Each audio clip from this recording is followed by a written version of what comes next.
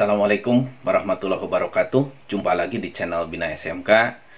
Saat ini banyak sekolah yang menanyakan tentang PKL atau praktek kerja lapangan.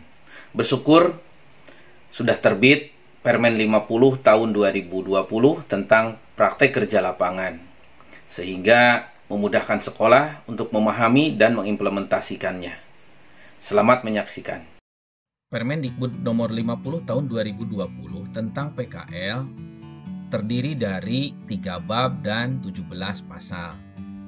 Baiklah, kita mulai. PKL ini bertujuan untuk menumbuh kembangkan karakter dan budaya kerja yang profesional pada peserta didik. Yang kedua, meningkatkan kompetensi peserta didik sesuai kurikulum dan kebutuhan dunia kerja. Dan yang terakhir, menyiapkan kemandirian peserta didik untuk bekerja atau berwirausaha.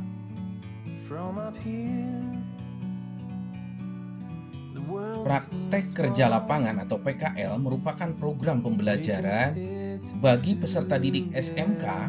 Ini merupakan inti kejuruan. Sementara untuk peserta didik SMA/LB merupakan pembelajaran keterampilan, dan bagi peserta didik LKP ini merupakan program pembelajaran pilihan atau tambahan. Penyelenggaraan PKL dilaksanakan di dunia kerja. Yang dimaksud dengan dunia kerja itu pertama dunia usaha, dunia industri, badan usaha milik negara atau badan usaha milik daerah, instansi pemerintah atau lembaga lainnya. Peserta didik penyandang disabilitas memiliki hak dan kesempatan yang sama untuk mengikuti PKL. IDUKA menyediakan akomodasi yang layak untuk pemenuhan kebutuhan ragam disabilitas dalam pelaksanaan kegiatan PKL ini. Pemenuhan akomodasi yang layak dilaksanakan sesuai dengan peraturan perundangan yang berlaku. Penyelenggaraan PKL dapat dilakukan antara beberapa institusi pendidikan dengan suatu IDUKA dengan syarat kalau SMK memiliki kompetensi keahlian yang sama, kalau SMA/LB memiliki program keterampilan yang sama, begitu juga dengan LKP. Praktek bisa dilaksanakan di dalam ataupun luar negeri, baik secara luring maupun secara daring.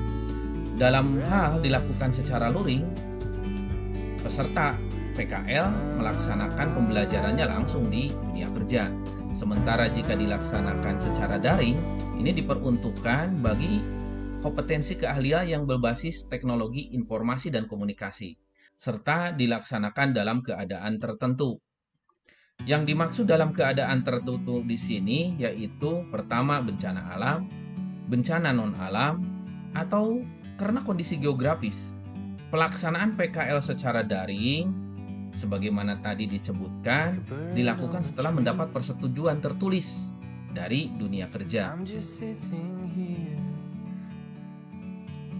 Dalam hal penyelenggaraan PKL tidak dapat dilaksanakan di dunia kerja, maka ada penggantinya, tapi tentu saja dengan dikoordinasikan dengan dunia kerja, yaitu dalam bentuk pertama kegiatan kewirausahaan, yang kedua pembelajaran berbasis proyek berdasarkan kebutuhan dunia kerja.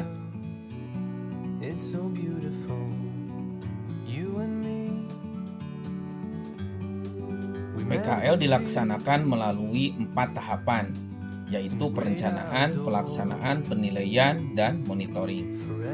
Pada tahap perencanaan, yang pertama pemetaan kompetensi peserta didik, yang kedua penetapan lokasi PKL, yang ketiga penetapan jangka waktu PKL, yang keempat pemetaan penempatan peserta didik sesuai kompetensi, yang kelima penetapan pembimbing PKL, dan yang keenam pembekalan peserta didik.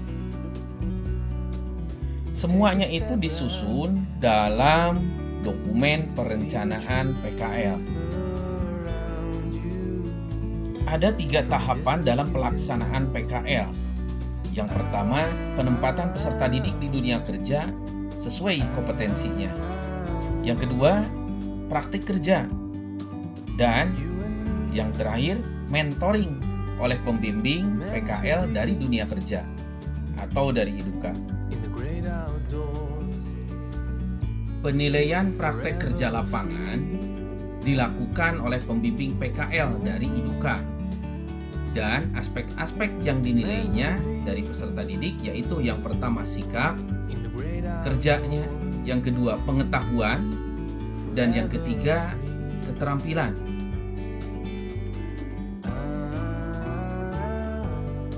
Monitoring dan evaluasi dilakukan paling sedikit 1 kali dalam 1 periode PKL. Monitoring dan evaluasi meliputi yang pertama, monitoring terhadap pelaksanaan PKL. Yang kedua, evaluasi terhadap perencanaan dan hasil pelaksanaan PKL, baik dari sisi programnya maupun nilai capaian siswa. Peserta didik yang telah menyelesaikan PKL diberikan sertifikat keikutsertaan PKL yang ditandatangani oleh pimpinan dunia kerja.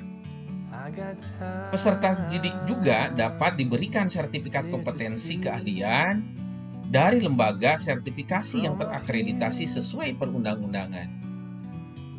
Selama praktik kerja lapangan, peserta didik berhak mendapat jaminan keselamatan dan kesehatan dari IDUKA. Kemudian, IDUKA juga dapat memberikan fasilitas dan atau insentif kepada peserta PKL berupa transportasi dan akomodasi, konsumsi, uang saku, dan fasilitas insentif lainnya. Semua itu disesuaikan dengan kemampuan IDUKA.